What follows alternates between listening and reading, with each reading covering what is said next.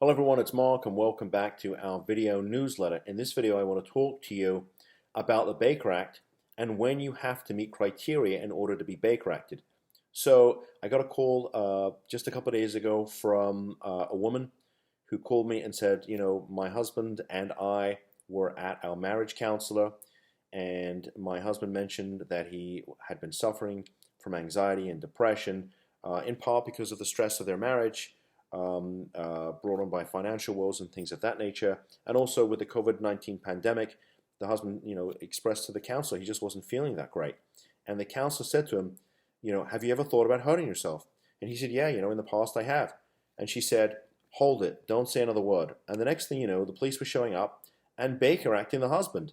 And so the wife called me, all panic-stricken, and rightly so, that her loved one had been hauled off in handcuffs, placed in the back of a police car, and taken to a Baker Act facility. And the facility decided they wanted to keep the person. They wanted to keep her husband. And how could that happen? So, I shared the woman's frustration because look, if you tell your counselor, your therapist, your counselor, if you tell an ER doctor, if you tell a police officer, all these folks are authorized under the statute to Baker Act you. In my experience, if you tell them that you have at some point in time thought about hurting yourself, there's a very strong likelihood that you're going to get Baker Acted. Okay, and I'm not saying that's right. I'm just telling you that is the reality of the situation. And perhaps we can't blame these individuals for doing it. They don't want to take a chance that something happens to you. But that doesn't mean that under the statute, under the Baker Act statute, Chapter 394, that it's legal. It doesn't mean to say that you should be kept in a Baker Act facility. The whole concept of the Baker Act facility is that you meet emergency criteria at the time that you're Baker Acted. So if the husband had said to her, I actually am thinking about hurting myself right now as we sit here, then yeah, I think that potentially could meet criteria. But what he thought about doing in the past, whether it was a day ago, 2 days ago, 2 months ago, 2 years ago, I think frankly it does not meet criteria.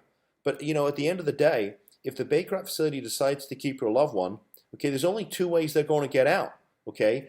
The facility decides to let your loved one out, and in my experience with the calls that I get, that's not going to happen because there's too much money at stake, especially if you have health insurance, or you got to go to get a court order to have a judge order them released. And that's what we specialize in doing, is getting these court orders and getting them quickly, okay? And sometimes we can get somebody out before the judges even review the court order. But here's the deal. Okay, if the facility doesn't let your loved one out and you don't hire somebody to go and get a court order, the facility can also go to court, and they will go to court, and they will get a court order to get your loved one out.